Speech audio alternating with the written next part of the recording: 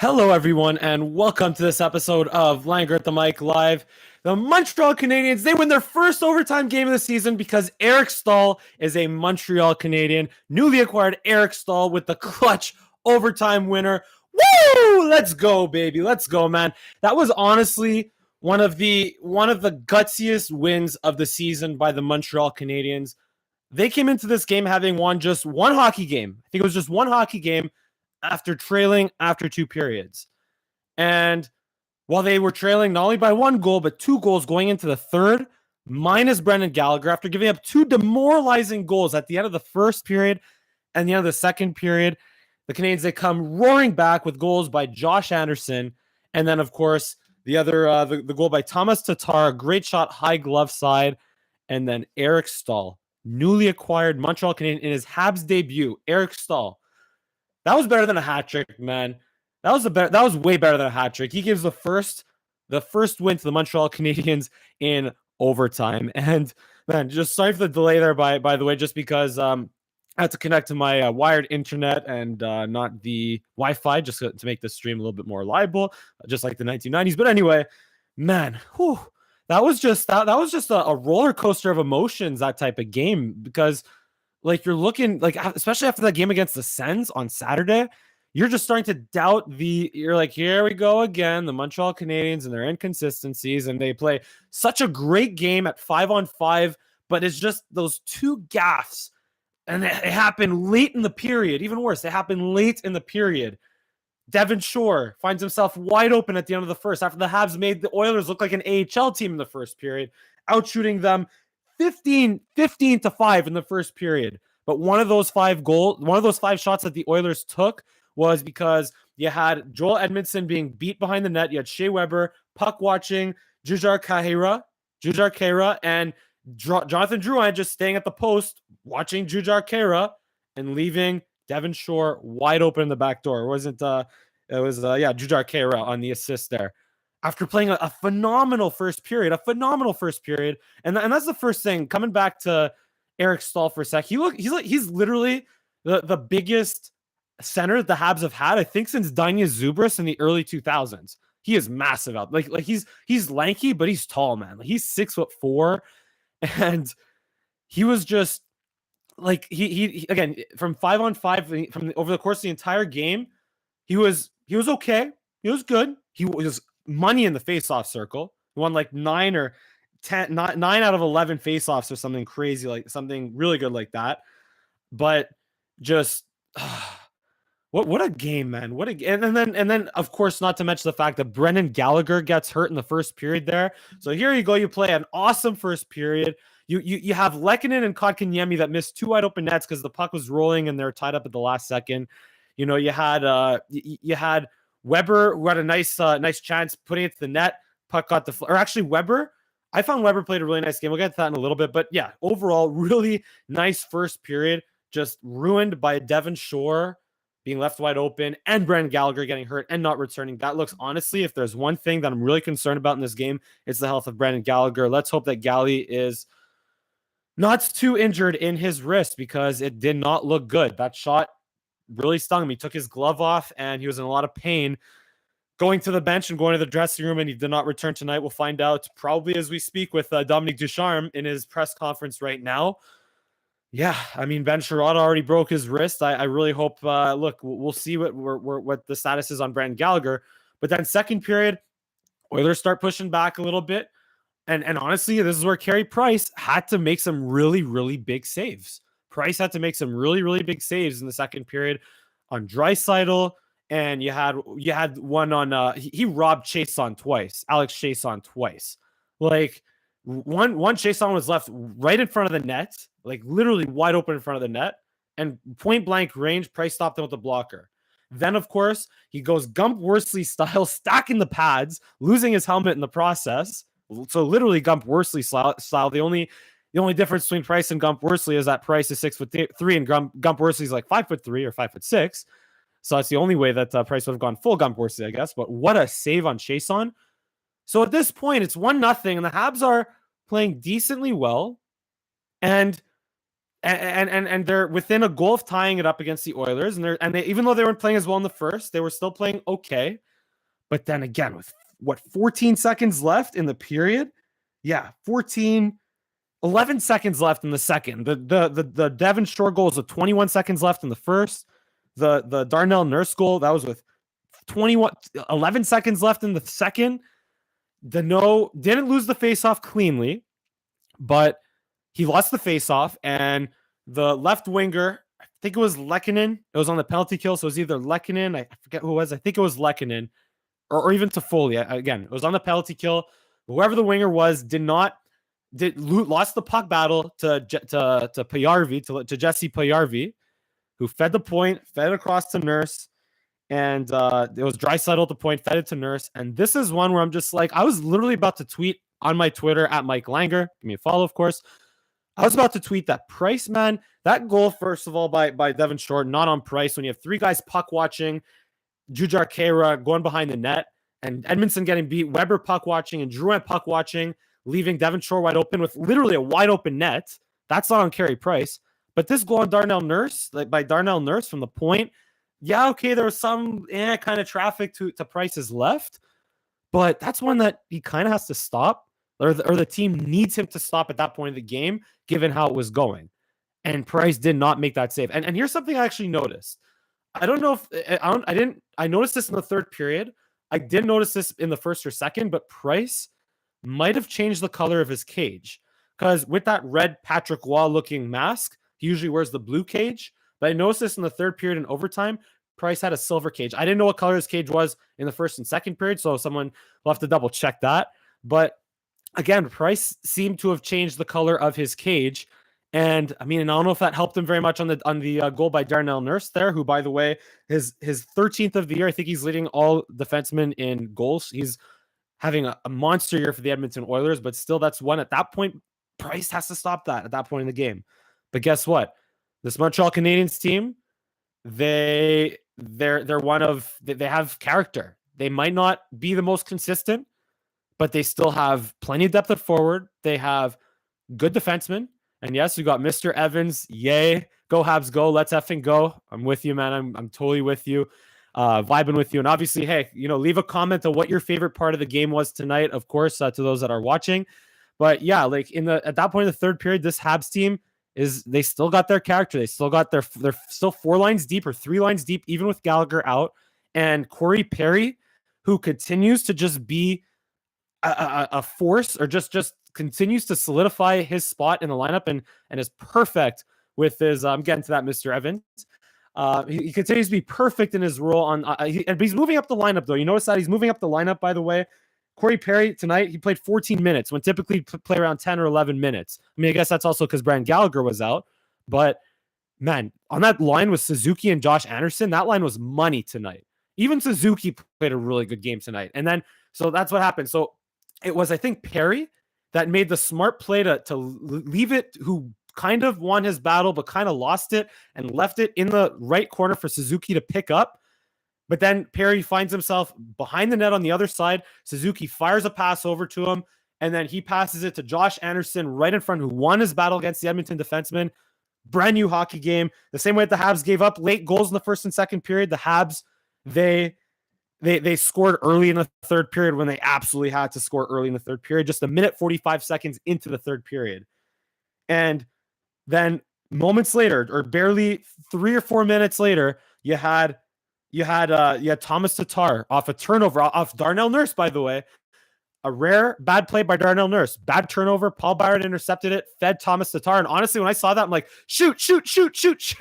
I said shoot like probably 3 times, which normally is too long for these Montreal Canadiens forwards who don't always have the quickest release. But credit to Tatar for taking the time and space that he had and rifling it high glove on Mike Smith. Tie game, brand new hockey game. We got Mr. Evans. Corey Perry is insane too. Yes, man. Totally agree with you. Like I said, Victor Mete. We'll get to that. We'll get to overtime in a little bit. Victor Mete, first time we saw a Montreal a defenseman like Romanov or Mete. We don't see them very often in overtime. We've been seeing Weber. We've been seeing a lot of Petrie, of course. A lot of sometimes Weber and Sherrod. We've been very frustrated about that earlier in the season, but we saw Mete for once in overtime, which was actually fun to see. And we got one of my OGs, Roger Delaney, one of my OG viewers here. All Habs forwards are above 57 time on faceoffs, with Staal leading them all.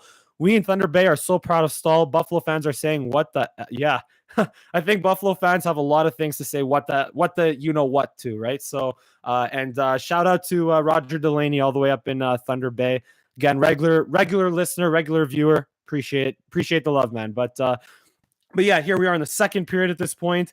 Tatar rifled it high glove, and this is where the Habs, they started turning it back up again. They outshot the Oilers 7-3. They had a couple of other decent chances in the third period. There was the one where Romanov and Kotkaniemi found themselves on a 2-on-1. I liked Romanov's decision to shoot there. But it was just kind of frustrating. I mean, look, Toffoli took a tripping penalty there, which some might say wasn't tripping. I don't care if it was a penalty or not. What Toffoli did on Josh Archibald, that was a good play. That was a good penalty, or good whatever you want to call it. And because that prevented a scoring chance, even if it canceled the power play, that was a good play by Toffoli. And just, pretty evenly matched until the rest of the third period. And the Habs did push back, though.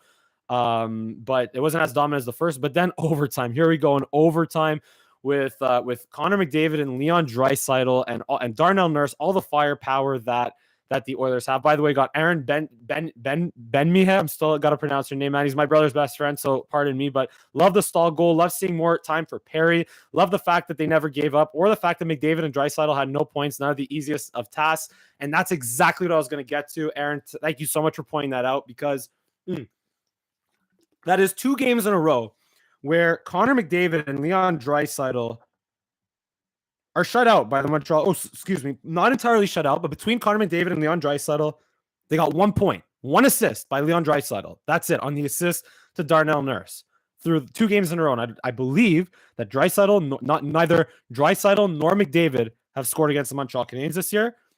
And you got to give, like I said before, you got to give a lot of love to Shea Weber and Joel Edmondson with the way they played tonight.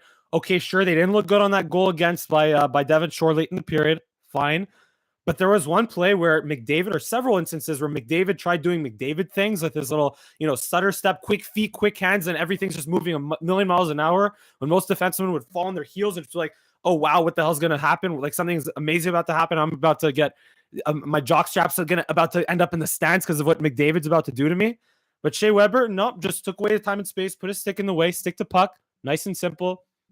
And that's, and the Habs, once again, just completely shut down Connor McDavid and Leon Draisaitl. And yeah, Josh Anderson, you got Dennis H. Josh Anderson had himself a game too. Man, he had to, because Brendan Gallagher was out. Josh Anderson, 18 minutes on the night, by the way. 18 minutes, 5 shots on goal, 1 hit. I put a GIF on my Twitter account, again, at Mike Langer. I put a GIF of a freight train, of a steam locomotive, I don't know if it was a freight train, but anyway, steam locomotive just barreling its way on the track. And that's what Josh Anderson is every time he wants to take the puck to the net. You just can't be stopped.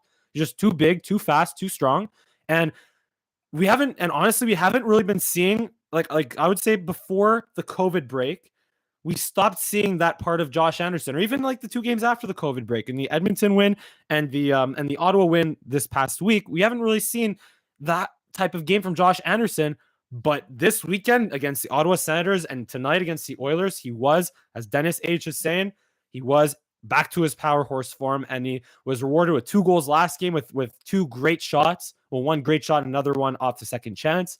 And tonight, winning the battle to get to the front of the net and just playing another heck of a hockey game. But let's get to overtime now, because obviously we have a lot to talk about in overtime. So at this point, again, the Habs, look, they just clawed their way back. They battled their way back, and they're 1 win, again, at 1 win after trailing through 2 periods, and they were down 2-0. They came all the way back, scored their 2 goals in a 3 to 4 minute span. So here we are in overtime against Connor McDavid, Leon Draisaitl, and blah blah blah, Darnell Nurse. You know the whole story, right? And then we see Deneau, Byron, and Petrie on the ice. And you know what? I'm thinking to myself, you know what?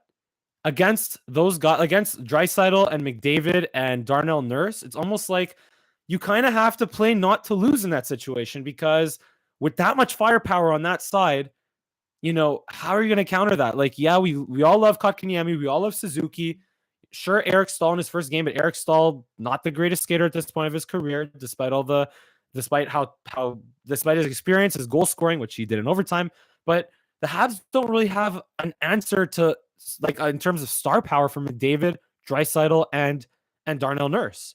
So I'm kind of like, you're almost thinking with Byron, Petrie, and Danault on the ice, like, sure, you're playing not to lose, but in this case, when you're playing the Ottawa Senators or even the Winnipeg Jets, like Stastny, who do they start? Stastny, Dubois, and let's say Scheifele or Ehlers or whatever the Jets did. They ain't Leon Draisaitl, McDavid, and Darnell Nurse. So honestly, playing not to lose was not a terrible idea. And even though Danault lost the draw, notice how the Habs, they never overcommitted down low. They never got caught.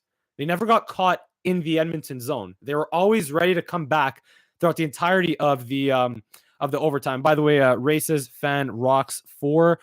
I'm day this. If the Canadiens have to play Edmonton in a 7-game series, I think Edmonton still wins. I mean, I don't know about that. You know what? That's an excellent point. And again, comment on what your thoughts are. I believe that, you know what, this Edmonton team, I don't know how well suited they are for the playoffs, because if Leon Draisaitl and McDavid are together, you shut them down. Who else do they got? Right? They got to split up McDavid and Draisaitl. They still have, what other defensemen do they have after Darnell Nurse? You know? So I still feel like Edmonton, despite all their talent, you know, they're suited to win in the regular season. I don't know if they're really built to be a playoff team. But that's just me. Now, again, back in this overtime, honestly, the Habs, this was one of the few games where they actually executed their play not to lose strategy. And they almost had a chance. They had the Oilers on their heels when they had their scrubs on the ice that weren't McDavid, Draisaitl, and Nurse, because you had, I think it was Petrie and I want to say Toffoli and Drouin just cycling it right in the zone, and tiring the guys out. But then that's when, you know, that was when there was an offside by a couple of inches, by a hair. They were offside exiting and re-entering the zone, or they couldn't maintain the zone. I think it was Petrie. But that's when Dave Tippett called a timeout to rest McDavid and Draisaitl, keep them on the ice for the remainder of the overtime at that point. And at this point, and by the way, also Price made a huge save on McDavid as he entered the zone. McDavid could have very well ended the game, but Price made a very a clutch blocker save on Connor McDavid. And they almost had a chance. I think it was Toffoli or was Petrie, Danault, and Tatar. Or no, there was a really nice chance. I think it was by Anderson or Toffoli or something. So that almost worked out for the Habs. But then again, that was without McDavid, Draisaitl on the ice. But then when they did get back on the ice, McDavid and Draisaitl, when they're back on the ice, they again executed their strategy of playing not to lose, and it worked. And then finally, they got Eric Staal on the ice, and Eric Staal streaking down that right wing, where Byron almost beats Mike Smith with that same shot underneath the blocker. But this time, Eric Staal's shot, because Eric Staal, maybe it's just because Eric Staal has 400 plus goals in his career and Paul Byron doesn't. Eric Staal, first game as a Montreal Canadien.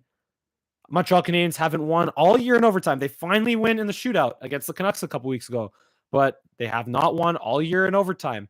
And finally, with Eric Staal in his first game as a Montreal Canadien, after being okay in regulation and being a beast on the faceoffs, buries it. Blocker slide on Mike Smith. Montreal Canadiens win. And now they're 17, 9, and 9. That was just, imagine if the Habs, with the schedule they have against the Leafs and against the Jets this week, if the Habs lose this game, I don't know if it's not that they're going to fall out of a playoff spot, but it just would be bad for their confidence. It would not be good for their confidence going against the Leafs and against the Jets this week after losing tonight and after losing against the Sens 2 in a row. Imagine, honestly, just kudos to this was a game where the Canadiens so many times this year have found a way to lose. But tonight, thanks to Eric Staal in his first game as a Montreal Canadien, the Habs, they found a way to win. And that's pretty much all we got here. Hey, let's, the Habs went on their first 3-game win streak of the season last week after the COVID break. Well, 2 games in a row plus the one that they won before COVID. But hey, let's, this Habs team, honestly, from here on out, don't just 2 wins, 1 loss, 3 wins, 1 loss, 4 wins, maybe 2 losses. 2 wins, 1 loss. Just keep winning more than you lose. That's simple. And I think the Habs, they're good enough right now, especially with Eric Staal, with the depth that they have. Maybe if Cole Caulfield comes around, maybe if Cole Caulfield. Hopefully, if Brendan Gallagher is not hurt too badly, they still have the depth, they still have the personnel to be tough to play against, and they just got to execute. They got to clean things up in their own zone is what they have to do. They have to clean things up in their own zone. They cannot give up those plays backdoor like that, because it's just, if they're going to play a low scoring game, they cannot make mistakes like that, like they did tonight and against the Ottawa Senators. But tonight they were good enough to overcome them, whereas on Saturday they weren't. And hopefully more often than not going forward, the Montreal Canadiens will be good enough to overcome their mistakes. And once again, Roger, booyah from Dixon. Roger, love your passion, knowledge, and enthusiasm. Appreciate it too. Like I said, I love your engagement, Roger. I love your interaction. Really appreciate it, man. Appreciate the love. And also Dixon Automotive Group on Staal in terms of his favorite thing of the game. I guess it's pretty hard not to say Staal. Although I would say, you know what? I do really like the way Carey Price bounced back in this game. Carey Price only had 23 shots on goal, but he was challenged when he had those shots that were taken out. Like he was challenged tonight. Price was definitely challenged. Like it was like the Leafs win a few weeks or about a month and a half ago at this point, where Price only faced like 21 shots in the entire game, but like they were all very good, high quality scoring chances by the Leafs. And I feel like that was definitely the case today with the Oilers. And Price was, again, bad goal against Darnell Nurse, but for the rest of the game, he was clutch. And that is more important than being good. Be clutch, make the saves that you need to make when your team needs them the most. And while you could say that was the case for the Darnell Nurse goal, at least the Habs are good enough to overcome that. And then from that point forward, Carey Price just completely shut the door. So, Aaron, great episode. Mike, go Habs, go. Hoping to see Caulfield sometime soon too. Yeah, I mean, it'll be an interesting cap situation for or Bergevin's gonna have to do some cap gymnastics to make it happen. Maybe Lehkonen will have to be traded, or someone's gonna have to be traded, which will be tough if Brendan Gallagher is out for an extended period of time. But yeah, it's fun.